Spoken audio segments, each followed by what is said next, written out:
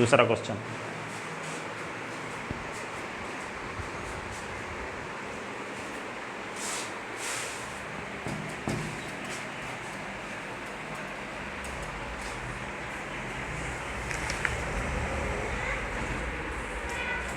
दूसरा क्वेश्चन ये है, miscellaneous exercise NCERT math class 11 chapter second miscellaneous exercise का क्वेश्चन नंबर सेकंड।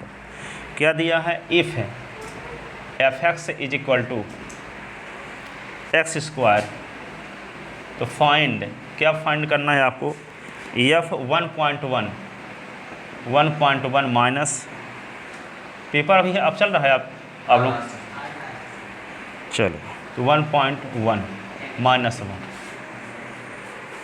ठीक है ना। इसकी वैल्यू निकालना है तो क्या करोगे? सबसे पहले देखो, हियर गिवन दैट क्या दिया है? fx is equal to X square. जिसकी ज़रूरत है वे सब निकाले लेते हैं। ज़रूरत किसकी है? 1.1 पर फंक्शन की वैल्यू निकालने की ज़रूरत है, 1 पर फंक्शन की वैल्यू निकालने की ज़रूरत है, ठीक है। और क्या निकालने की ज़रूरत है?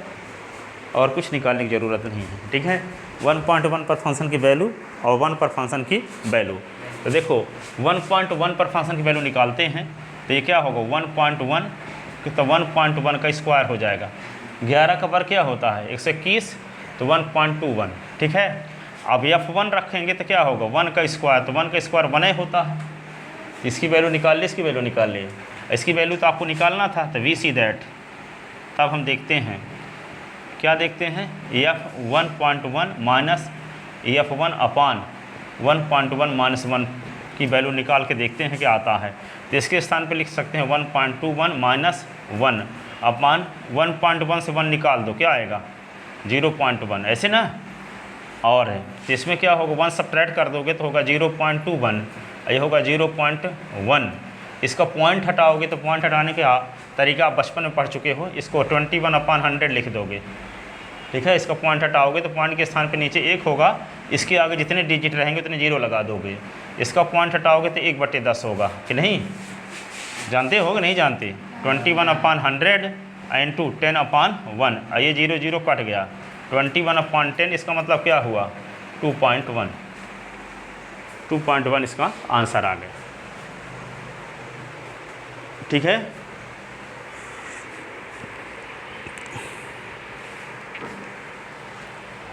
तीसरा क्वेश्चन ये है, तीसरा, find the domain of the function, domain of the function fx is equal to X square plus 2x plus 3 upon X square minus 7s plus 12।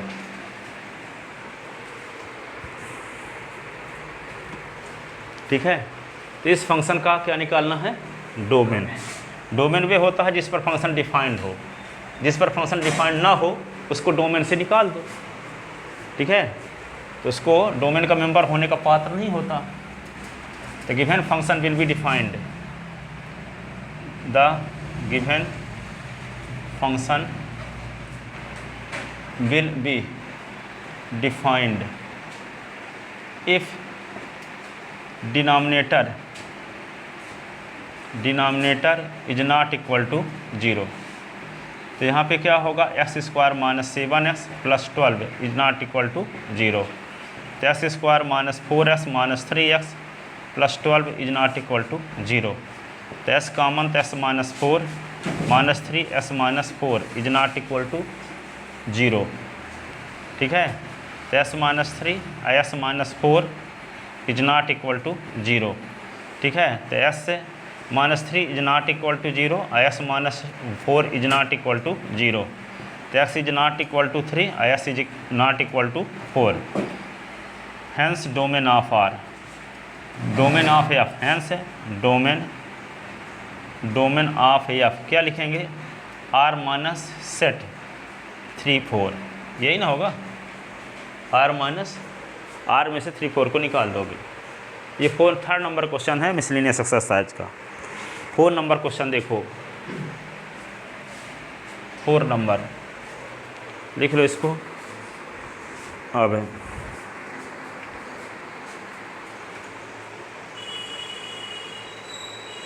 4 number question क्या है देखो,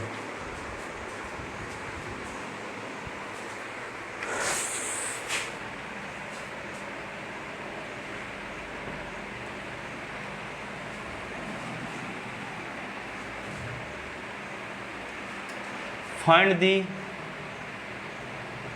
domain,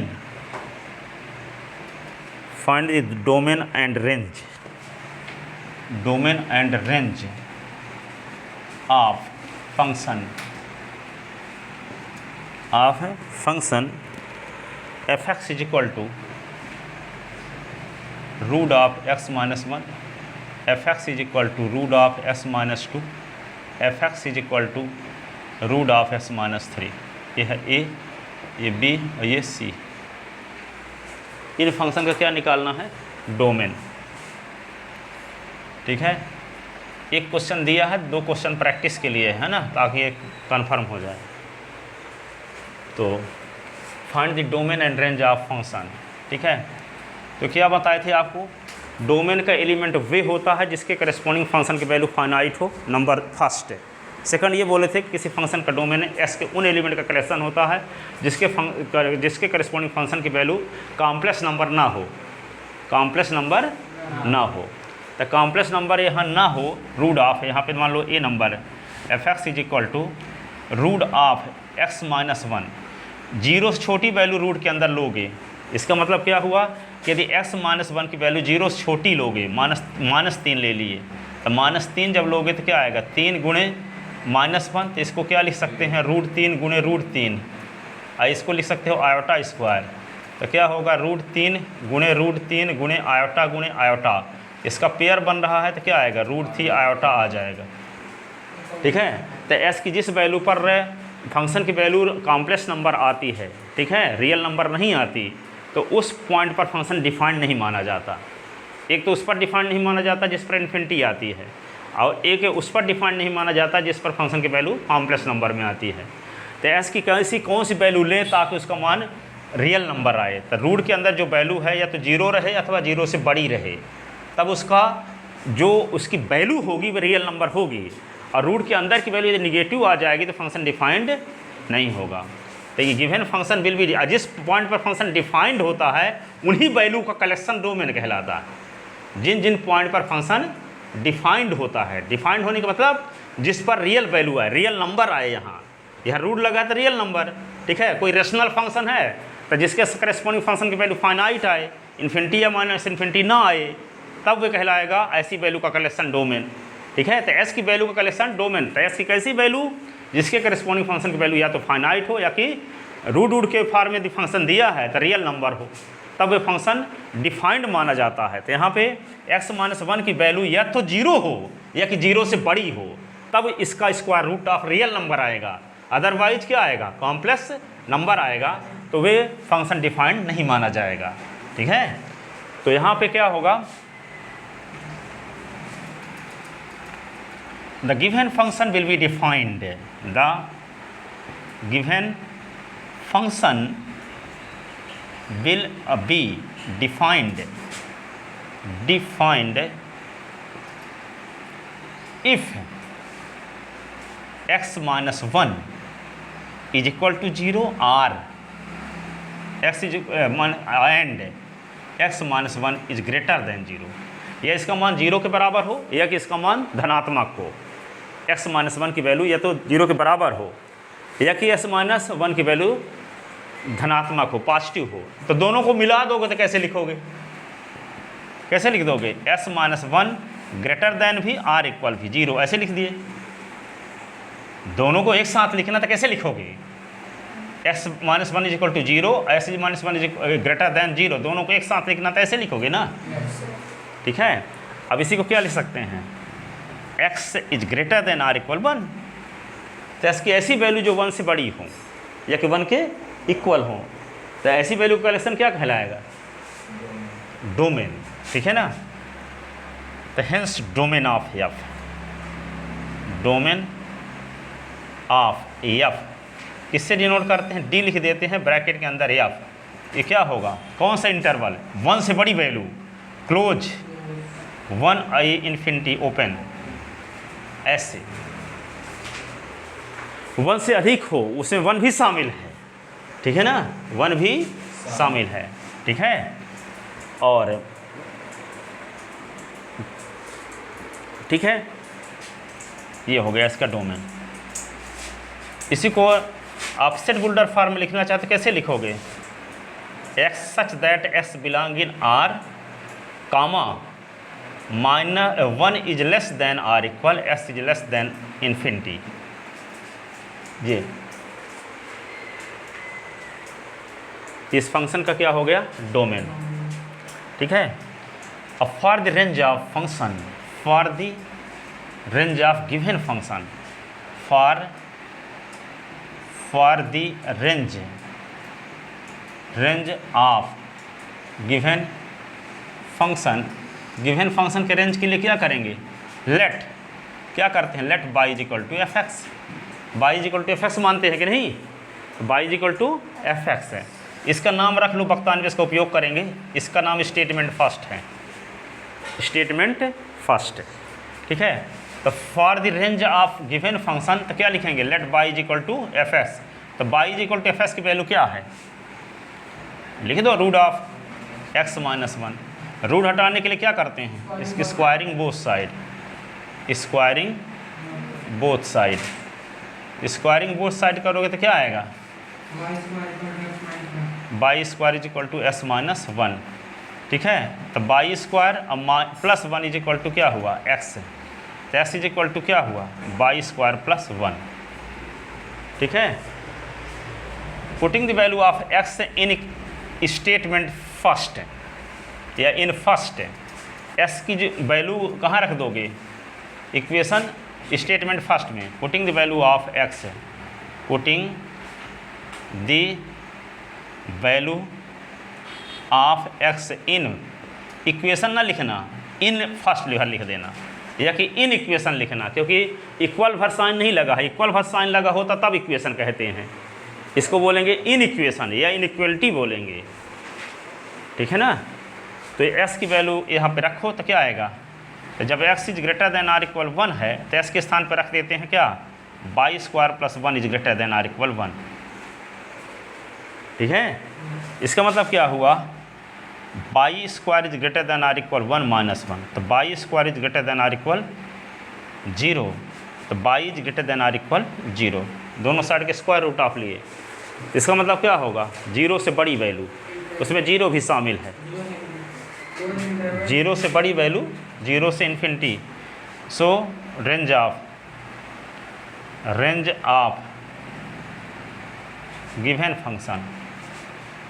गिवन फंक्शन क्या लिखेंगे, are ये F, तो क्या होगा, 0 से बड़ी वैल्यू कौन सी होगी, क्लोज और इन्फिनिटी, क्लोज इंटरवल 0 से इन्फिनिटी, ऐसे, ठीक है। या इसी को क्या लिख सकते हैं, x by such that by belong in are, और बाई की वैल्यू क्या हो, 0 is less then by is less than infinity, ठीक है, यही ना होगा।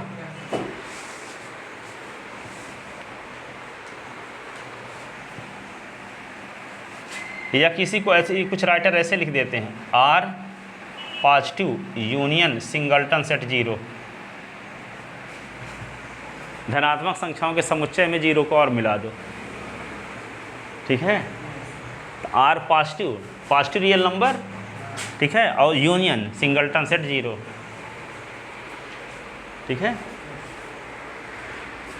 तो आप जो चाहो इतना एक भी लिख दोगे तो काम चल जाएगा, इसको लिख दोगे तो ये समझेंगे कि आप और एक्स्ट्रा चीज़ भी जानते हो, इंटरवल सेट बुल्डर फॉर्म, ठीक है। ये लिख देते ये भी समझ गए, जितना आप जानते हो सब लिखा करो, ये नहीं कि आप वहाँ एक लिखने की कोशिश करो, आर करके लिख दो, ठीक है। अब क्योंकि आप कॉपी में लिखित ही दिखाओगे कि हम किस लेवल के स्टूडेंट हैं, मौखिक थोड़ी पूछा जाएगा, हैं। तो आप किस लेवल के स्टूडेंट हैं वहाँ कॉपी में लिख के दिखाओ कुछ, कि आप यूनिक स्टूडेंट हो, ऐसे नहीं हो नॉर्मल। जब लिख के दिखाओगे कुछ एक्स्ट्रा जो सब लोग नहीं लिखते तब ना पता चलेगा। हाँ, फिर कहीं गलती है, मान लो 25 को 5 से काटे तो यहाँ पे 4 लिख दिए तो नंबर वहाँ दे देंगे। ठीक है, कि जब वो इतनी बड़ी चीज़ जानता है तो ऐसा तो जानता होगा, धोखे से या लिख दिया। ठीक है ना। अब देखो ये क्वेश्चन को तो कर ही लोगे आप। वो प्रैक्टिस के लिए लिख दिया, ताकि 2-3 क्वेश्चन करोगे ना तो इस प्रकार क्वेश्चन फिर आपको डर नहीं रहेगा, ख़त्म हो जाएगा। जब डर ख़त्म होगा तो क्या होगी? जीत। डर के आगे जीत। ठीक है, आगे देखो अगला क्वेश्चन ये है, find the domain and range of function. Find, question number कौन सा? 5th है। 5th, find the domain and range of function. Find the domain and range of function.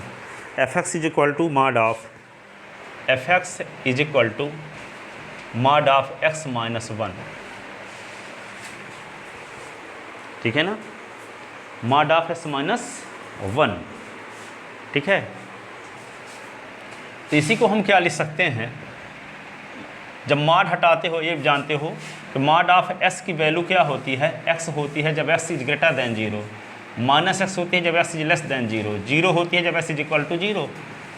ये मॉड की डेफिनेशन है, मॉड की डेफिनेशन है। ठीक है, इसका मतलब क्या हुआ कि x माइनस 1 को हम क्या लिख सकते हैं? प्लस लिखोगे पहले, x माइनस 1 कब? x minus 1 is greater than 0।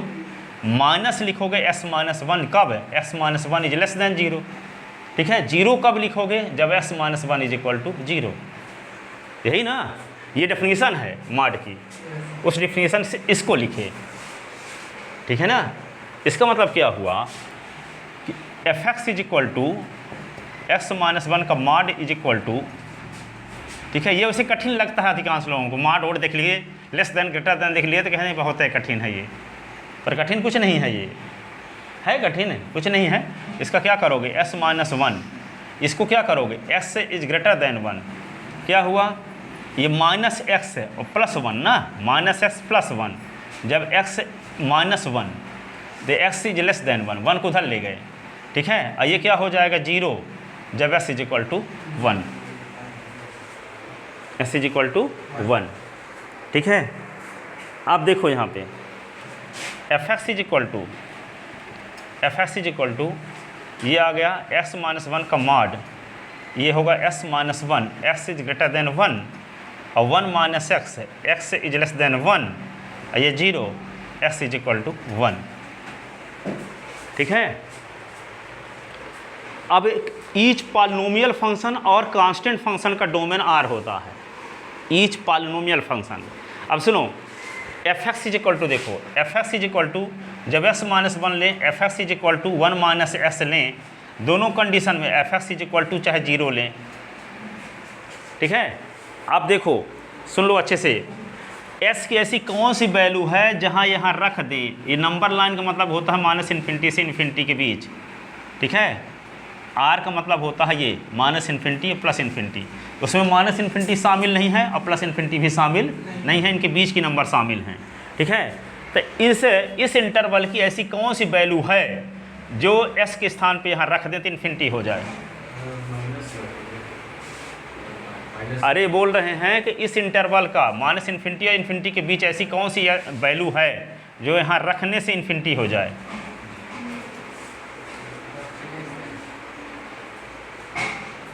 One upon s minus 1 होता तो कहते x बराबर 1 रखने से इन्फिनिटी होगा, लेकिन ये तो कभी नहीं होगा, हैं? क्योंकि इसमें x इज इक्वल टू 1 शामिल है। ठीक है, क्योंकि इसका मेंबर ही है, सीधी इंडिया का मेंबर है ना, है तो x इज इक्वल टू 1 क्या है? r का एक मेंबर है। s is equal to 1, r का जब मेंबर है तो 1 पर इस फंक्शन की वैल्यू इन्फिनिटी हो जाएगी, लेकिन इसकी कभी नहीं होगी। क्यों नहीं होगी? ये पॉलिनोमियल फंक्शन है। पॉलिनोमियल फंक्शन किसे कहते हैं? जिसमें हर एक टर्म में वेरिएबल की पावर होल नंबर हो। तो यहाँ पे पावर क्या है? 1 है, होल नंबर, और 1 है तो इसको s की पावर 0 लिख सकते हैं, तो 0 भी होल नंबर है।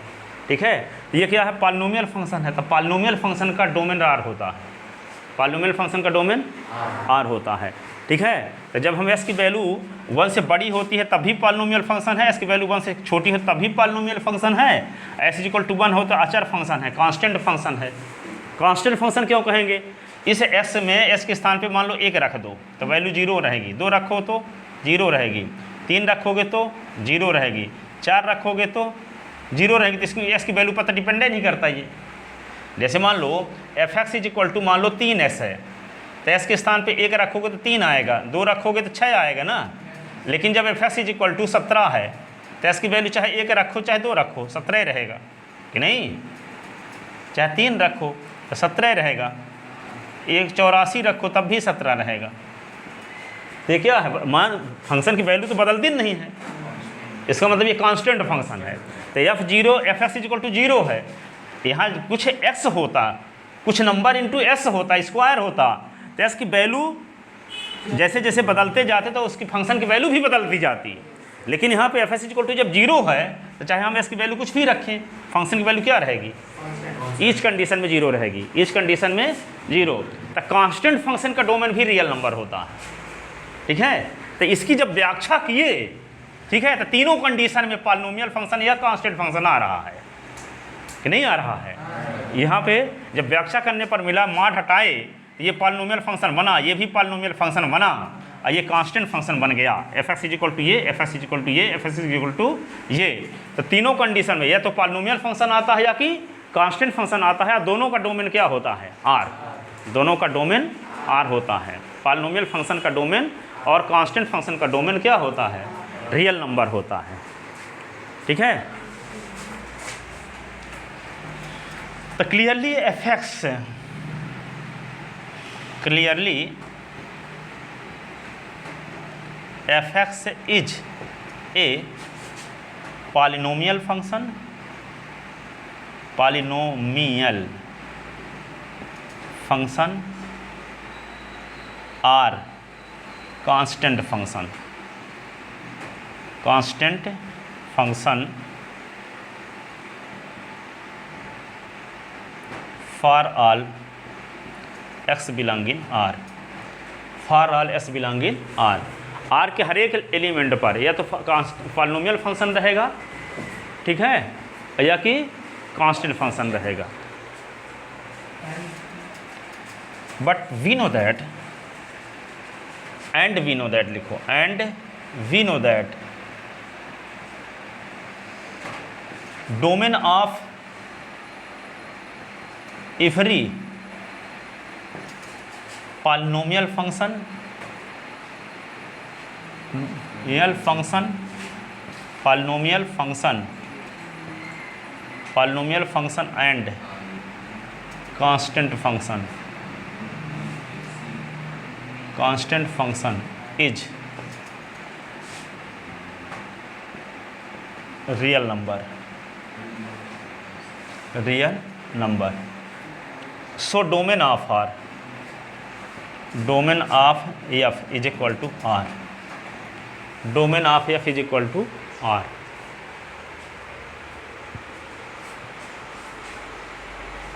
Domain of f is equal to क्या होगा, आर। लिख लिए। अब देखो मॉडुलस ऑलवेज क्या होता है, पॉजिटिव होता है, या कि उसकी वैल्यू 0 भी हो सकती है। ठीक है,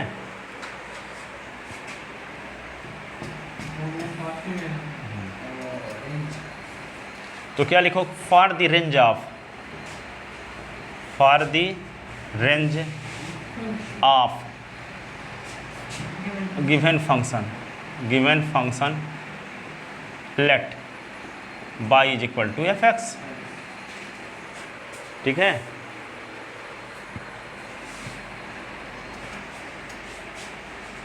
तो क्या लिखोगे, y is equal to F x के स्थान पे लिख दोगे mod of x minus 1। But we know that, we know that क्या जानते हो, x माइनस 1 का mod is greater than or equal 0 for all x belong in are. इसके मॉडुलस की वैल्यू क्या होगी? ये तो 0 होगी या कि 0 से बड़ी। निगेटिव होने का चांस ही नहीं है। किसी नंबर का मॉडुलस क्या होता है? पॉजिटिव ही होता है। अधिक से अधिक क्या हो जाएगा? 0। तो यहाँ पे क्या लिखोगे? क्या माने हैं? y is equal to F x ना माने हैं, तो y is equal to F x के स्थान पे ये लिख दिया था। जब इसकी वैल्यू 0 से बड़ा है तो इसकी वैल्यू रख दो यहाँ y is greater than or equal 0 for all s belong in r। तो y की वैल्यू का कलेक्शन ही तो क्या कहलाता है? रेंज। तो y की वैल्यू क्या क्या आएगी? 0 अथवा 0 से बड़ी। 0 या 0 से बड़ी नंबर को क्या लिखेंगे इंटरवल में? Range of f is equal to क्या लिखेंगे? r लिखते हैं एफ, यहाँ पे 0 शामिल है ना, 0 से बड़ी नंबर, तो क्लोज इंटरवल 0 से इन्फिनिटी, ऐसे, यही ना। या इसी को सेट बुल्डर फॉर्म में लिखोगे तो क्या लिखोगे? X by such that by belong in are और 0 is less then by is less than infinity. या इसी को क्या लिख सकते हैं? क्या लिख सकते हैं इसी को? R positive union singleton set 0, यही ना। आर पॉजिटिव और singleton set 0, positive real number का कलेक्शन यूनियन 0। तो ये इसका क्या हो गया? रेंज। Range domain codomain.